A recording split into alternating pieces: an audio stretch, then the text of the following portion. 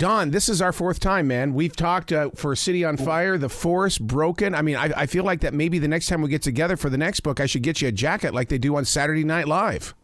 I want that. I want that jacket. You're a glutton for punishment, man. I don't know what to tell you. I don't know if I've ever been invited anywhere for a fourth time.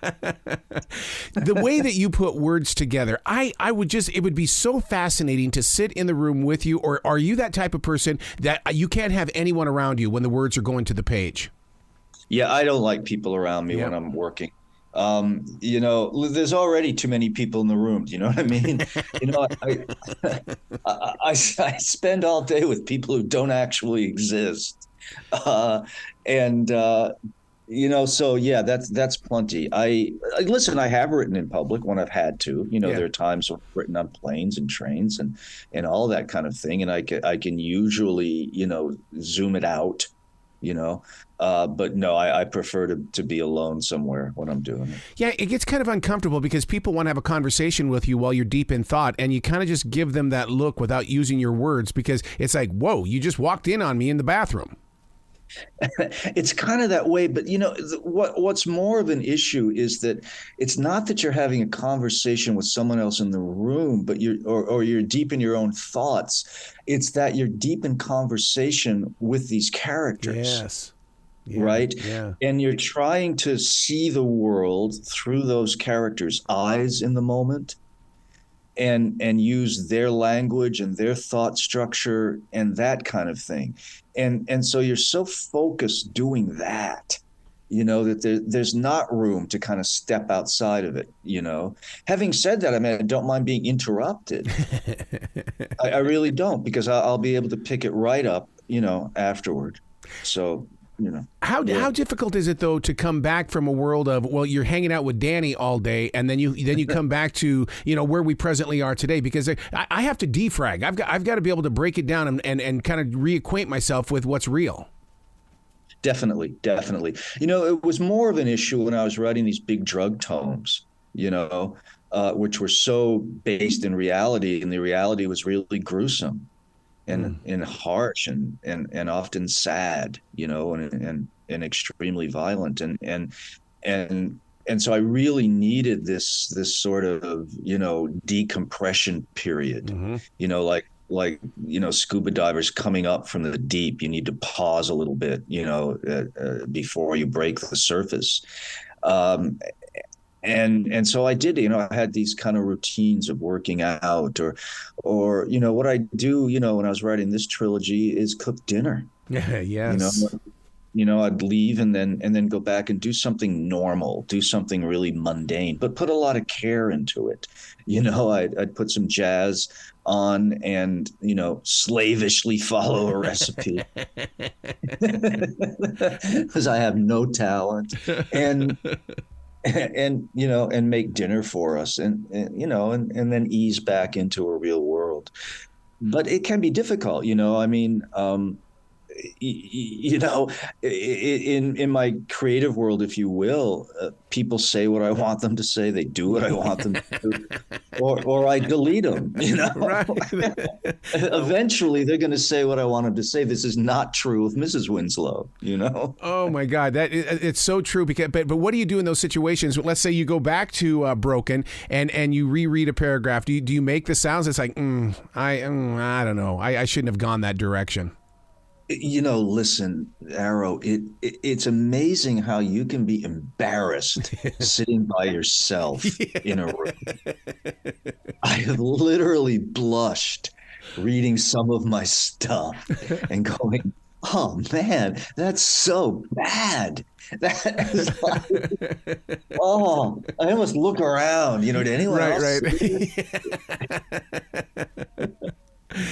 Right. Well, in the new book, Danny is not in a good place. I mean, there's a crime war in full motion here, and I mean, you really grab our imaginations, and I think that we're in this generation now to where that's exactly what we're looking for. We want to escape what's going on in the real world, and you take us there. Good, thank you. Yeah, look, this book opens 20 minutes after the last book ended. Wow. With the exception of like a very short, I think, page and a half prologue. And that's what I wanted. I just wanted, let's just jump right into the deep end. The guy's in big trouble. He's lost this crime war. Everybody and his dog is chasing him. The feds, the mob, the cops. He's got a senile father who's rapidly approaching dementia, an infant son. He's just lost his wife to cancer.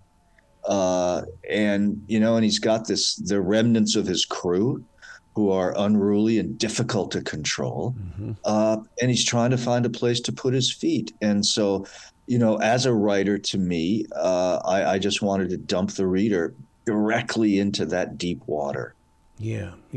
I'd be sitting there with the psychologist on call. Either that or be taking my blood pressure every 5 seconds if I were putting that on a page. Because, the way that you go in depth has got to affect you emotionally.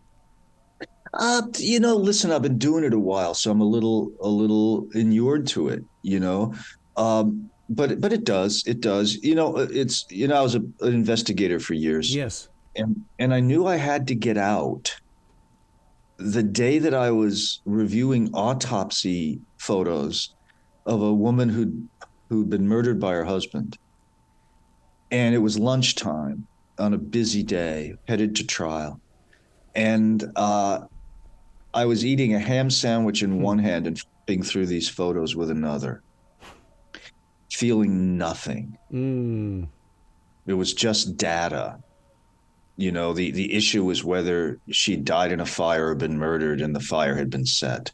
And so I'm looking at the body, looking for those elements that would tell you that answer and how to communicate that to a jury. And then all of a sudden it hit me. You don't feel a thing. Yep. And then I knew, man, maybe it's time to get out of this. To be in that place of numb, though, you see a lot of comedians, they'll tell you that, a lot of their jokes come from that darkness. Did you see it as fuel at the time? No. No. No. Listen, I don't want to over dramatize this. I'm not traumatized and I'm in good shape. But, when you do like investigative work, depending on what type it is, but if you're dealing with murder cases or, child sexual abuse cases, and I drew 3 or 4 of those in a row. And then later on, doing research for the drug novels, for instance, I spent 3 years researching a book called The Power of the Dog before I ever started typing. Wow. Yeah. That's not the kind of stuff you bring home to your wife and kid. You know what I mean? How was your day? Fine. Yeah. Or as an investigator, there were days when I would go to the airport, to the private airfield, and get on an airplane, and I wouldn't know where we were going until we were in the air. It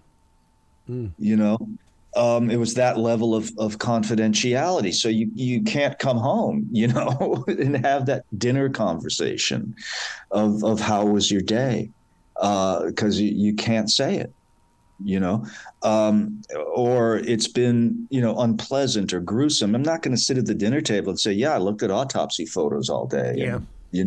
And this is why I know she was strangled, and didn't die of asphyxiation from the smoke. And so that can get isolating, and I think that can get hard both for you and for your spouse. I don't know how, boy, we got off on a real tangent here, but we were having such a good time. Yeah, but this is the realism of what it's like to be an author, to take what you have done in the earlier chapters of your own personal life, and then to grow from them and to use them in situations. Because when you have a book like City of Dreams, and this stretches across the nation and it goes into Hollywood, I want to know that the writer has also lived this somehow, some way, so that I can really put my love and faith into those chapters. It's amazing to me how little self-awareness one can have, right? Because if you had asked me, 3 years ago, do you have any sort of parallels with Danny Ryan? I'd have instantly said no, or they're very slight. We both grew up in Rhode Island and we're both Catholic, and, I knew a lot of Danny's growing up. It was only when I was in like the middle of writing the third book in this trilogy, which I've finished, by the way, that I realized all the parallels. Mm-hmm. You know, Danny is forced to leave Rhode Island. I wasn't forced to leave Rhode Island except by sort of economics, you know, but I left when I was 17 because there was nothing there for me. Mm-hmm. Danny wanders the country trying to find a place to put his feet for his family. I wandered the world for decades, you know, sometimes with my wife and child, trying to find a little success and a little stability, just trying to make a living, you know. And, you know, I'm looking at this book, which is about Danny's wandering years. Then the parallels just really struck me, you know. Mm. When you're writing about the underground, how exact do you have to be? I mean, what kind of research goes into this that where it's like boom, boom, pow? Or is it, okay, I'm going to design this world. I'm going to paint this picture for my readers. I know who my readers are. I know what they want. It's got to be this way. That's a really complicated question. It's going to take me a few seconds to unravel it for you. Look, let's say crime fiction writers have a deal with the reader, an unwritten, unspoken contract, right? That we're going to take them into a world that they probably couldn't otherwise enter. Mm-hmm. And so my contract with the readers, I've got to get that world right. Okay, that everything has to be at least plausible and the details have to be correct. Otherwise, I'm breaking that contract. I'm cheating that reader. I'm not giving them what was promised. Okay, so you know, take that very, very seriously. In the case of the drug cartels, I was trying to tell the real story of what happened in Mexico and why and all of that. And so in many ways, it was sort of a documentary. You know, I had at one point 157 page single space document that was just a chronology, right? Following every event, you know, that I could discern related to drugs in Mexico over the course of X number of years. And that became sort of a roadmap for the book. In this case, in the case of what's being called, I guess, the City Trilogy, the Danny Ryan story, much different, because what I set out to do was retell the story of the Aeneid and the Odyssey and the Iliad and certain Greek tragic dramas.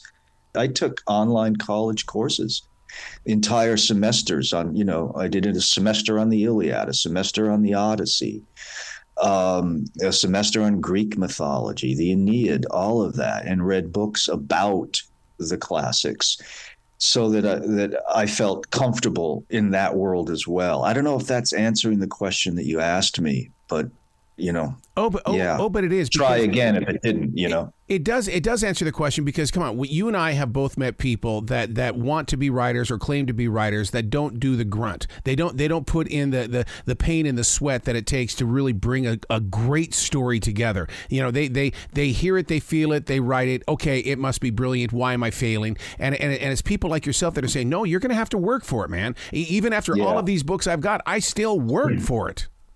Yeah, but listen, here's the thing. I love the work. Yeah. I love researching. I love researching to a flaw, by the way, because I would tend to research, you know, and then forget to write the book. You know, because you learn one thing, but the thing you learn prompts 20 more questions. Right. And so you get into this, you know, sort of endless chasing down. And at some point you have to say, no, I know enough. But you never know what you don't know until you actually start writing, you know, and your character takes a left on a certain road and all of a sudden you don't know where that left is leading. You know, and then you have to find out. Oh my God, I love those moments. So I do. I call those wine glass moments where you sit there, you could be sipping on wine, and all of a sudden you go, just do it. Let's find out where it's going to go. We can always erase it. Yeah, well, that's the great thing. It's not like you have a kid on an operating table in an emergency room. You know, Right. We can make mistakes, and God knows we do, and then go back and correct them. So when someone like Stephen King gives you that big kudo, do you embrace it, or do you say, "Oh God, I don't know if I needed that right now, but I'm going to store it for one of those days when I need an up. I'll wait to celebrate it." Listen, when someone like Stephen King, who is as great a human being as he is a writer, so that's really great, right? Gives you that kind of compliment, man. It is so humbling. It just, it almost literally takes my breath away. Yeah. So now, as that writer, you know that even though we're talking about City of Dreams today, writers are always, we always say in the can. What do you have in the can, or can you talk about it? Yeah, I'll talk about it. I've got the third book in the can. Good. Where Danny goes next. I've finished it. And it's just to mix metaphors. It's just on the runway, waiting its turn to take off. So how do you keep it a big secret? You can't tell me something because I'm going to go tell somebody else something. And and it's like, but I mean, as a creative mind, how do you keep it inside as long as you do? And then when it's book release time, boom, let's talk about it. I spent a good part of my life keeping secrets. That's true. I'm literally a professional at it. Listen, when I existed in that world professionally, you specialize in compartmentalization. That's a word. And you just put these things in a certain part of your brain, and you only access it at certain times. Yeah. So, I spent a good part of my life walking around with a lot of secrets. Still, there you don't talk about, details of cases and that kind of thing, and you put it away. And so, it's really relatively easy. Not doing something is always easier than doing something. Right. Right. You got to come back to this show anytime in the future. You know that the door is always open for you, sir. Man, invite me anytime. I'll come on. It's always a great time. And if you invite me back for a fifth time, I'd suggest some therapy or some counseling for you. And find out what's wrong and what this streak of masochism is. But beyond that, yeah, anytime, man. I don't have to have a book out. Just, get hold of me, and you know how to reach out to me, and I'd love to come. No worries. Well, you be brilliant today, okay, sir? I'm going to try. You too. We'll see how it goes. All right, man. Thank you. All right. Okay.